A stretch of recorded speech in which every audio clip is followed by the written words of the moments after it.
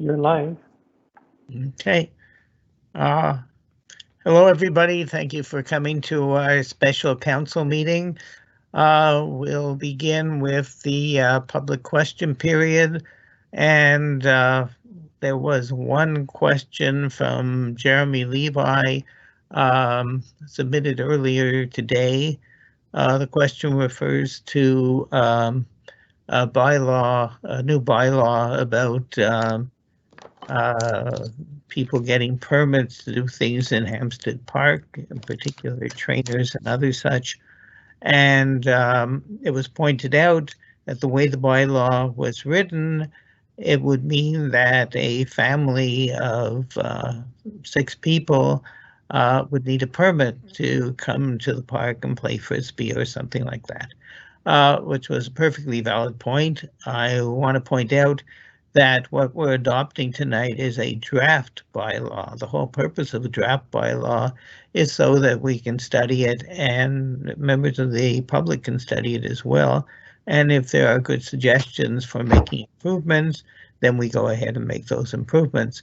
In this case, the suggestion came in, the bylaw has been modified, and a copy was sent out to Jeremy Levi, and so far, we haven't got any further emails about the bylaw, but there's still plenty of time after tonight's meeting for people to make other suggestions. The draft bylaw has been modified, and in particular is Article 9, and it seems to address the concerns that were there earlier today. Okay, that's that story. Now, Morten Grostern has submitted 6 questions and maybe number 7, I'm not sure. But I'm going to start with his various questions, and I will, now let me start first of all. The question refers to item 6 on our agenda, granting of a contract to Eurovia for resurfacing part of Fleet near Queen Mary, which is in very bad shape. And the first question, as this was the lowest bidder, which other companies submitted bids and what was the amount of their bids?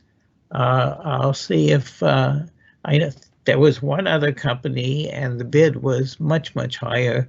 And probably the reason for that is that Eurovia is currently in town. They won the contract for the much more major work that's currently being done in the town.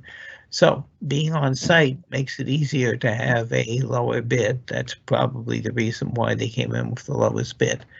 I don't, off the top of my head, have the name of the other company that bid. It was Ventec. It was Ventec. Ventec. Okay, thank you, Councillor Goldwax. So the other company was Ventec. Now, it came in at double, just so you know. About double, right? Okay, next. Next question. What is the threshold in financial terms that can permit the town to mandate directly with a resource without necessitating multiple bids? And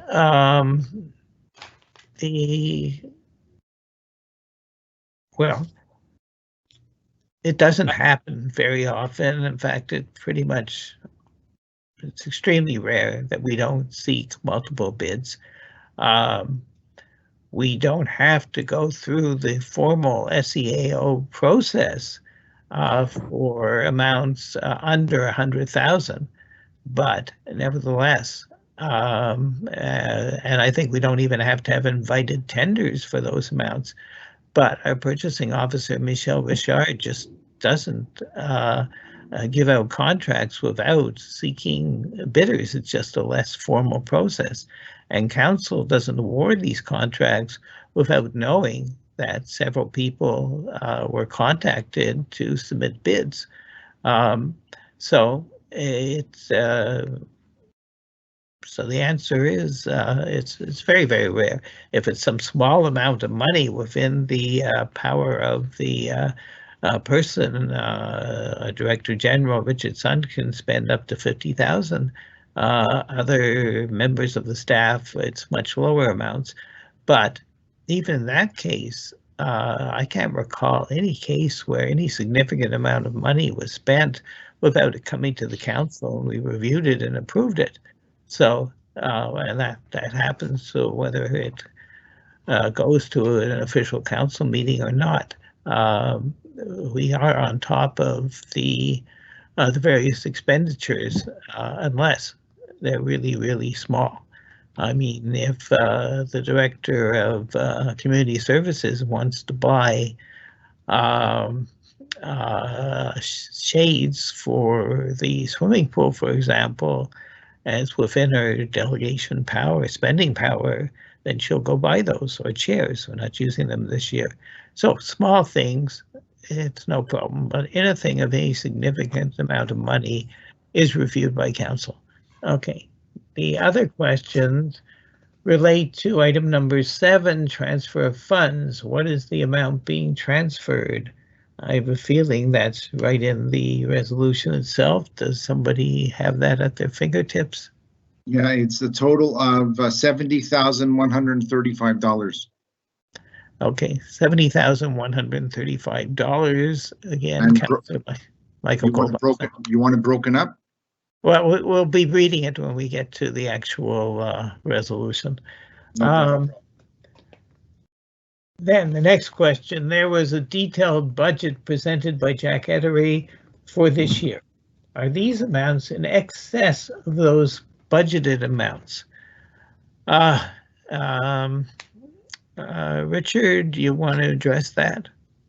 Yes, thank you, Mr. Mayor. The answer is no, and because these amounts were transferred from this non-appropriated surplus, because they were not part of the budget.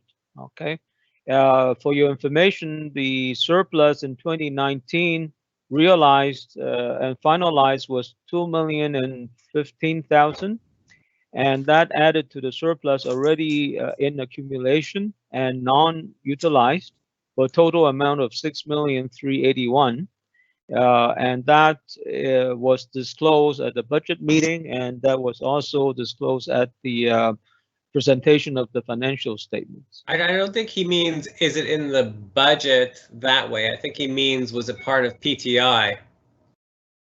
Ah, okay.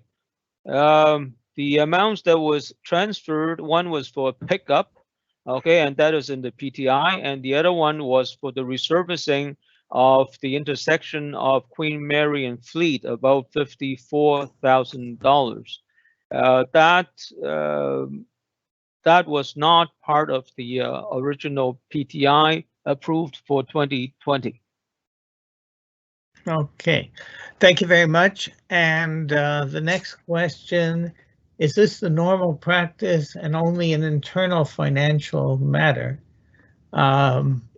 It is basically a normal practice. We've had numerous resolutions where we transfer money from a surplus account to a different account for this or that or what have you. So it's how we always do it. I'm sorry? It's how we always do it. We always transfer from surplus to make the payments. Yes, and thank you, Councillor Ettery. And in addition, we can't anticipate every single expenditure that we're going to need to make at the beginning of the year when we make the budget. So it's always going to be the case that things will come up. We have a surplus that allows us to spend money on other things that the council agrees they want to spend the money on, and it's not a secret because it's done in an open council meeting like this one. Okay, then how does council control capital expenses if transfers of this sort are happening? What is the detail behind the transfer? The detail will be read when we come to it later on in the meeting. And how do we control capital expenses? Well, we do control capital expenses. We look at everything. And if something is way out of whack, well, I can assure you the council's not going to approve it. I think the answer is the triennial PTI. The way we control capital expenses is through our triennial PTI. So we set a PTI for 3 years, and then we review it every year. So we know exactly what's going on to our capital expense program for that year. And then if there's something that comes up, then we deal with it as a council meeting. So something, if it's actually $50,000 for road work, and we said, hey, you know what, we budgeted $1 million for roads, but we need an extra 70,000 to do X, Y, and Z that we didn't anticipate before. If we can do it, then council will pass it. But the vast majority of capital spending is done with the passing of the budget through the PTI. Thank you, Councillor Edery, and it's exactly right. But the only other thing I'd mention is it's a 3-year capital expenditures program.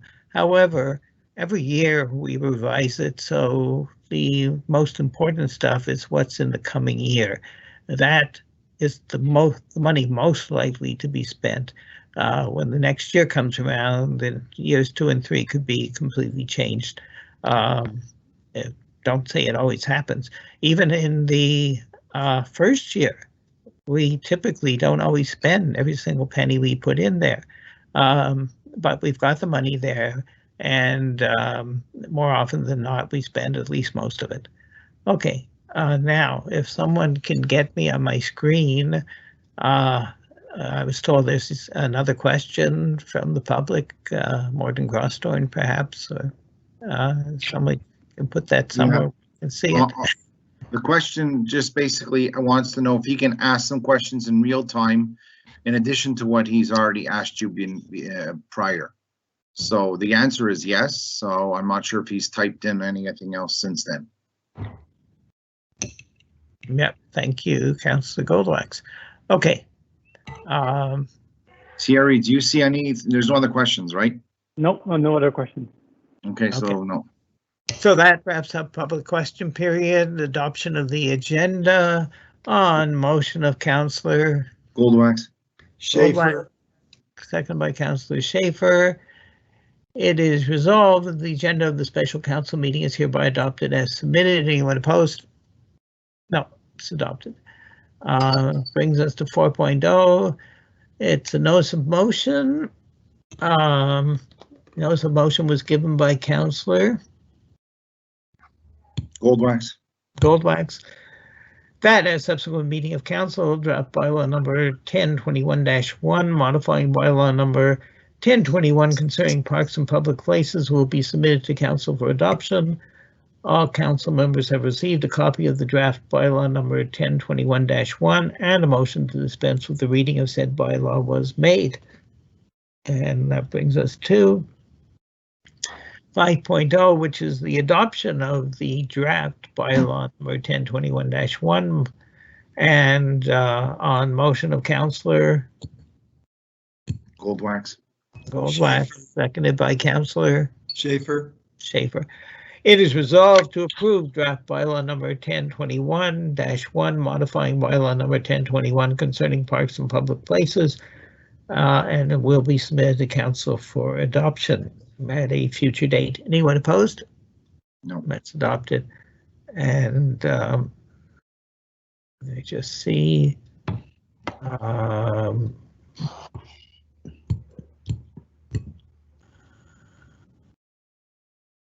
Okay.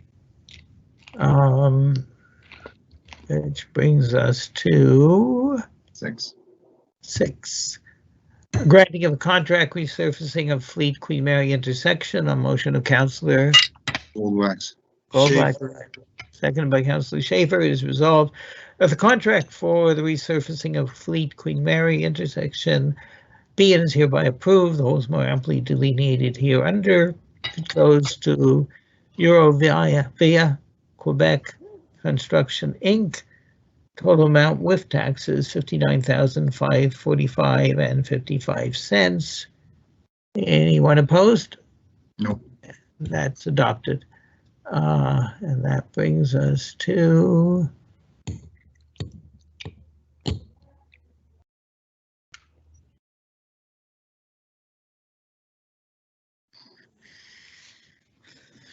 Transfer funds. Getting there. All right, Item 7.0. This is the one about the transfer of funds from unappropriated surplus to finance capital expenses not covered by the 2020 operational budget. On motion of Councillor Battery. seconded by Councillor Schaefer. Schaefer.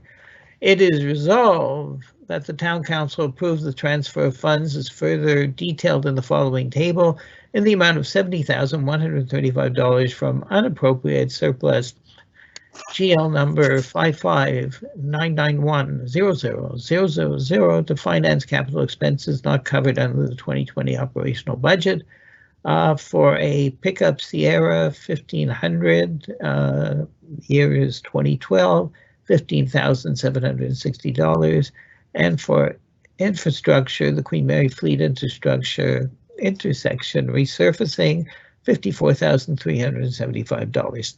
Anyone opposed? Adopted. And that brings us to the second question period. No, I guess. No second question period on an SCM, just the Okay. adjournment. So, would someone please move adjournment? Goldwax. Councillor Goldwag, seconded by Councillor Schaefer. Anyone opposed? Okay, that's it. The meeting is over. The council is going back to our caucus meeting, and I thank everyone for joining us this evening. Thank you.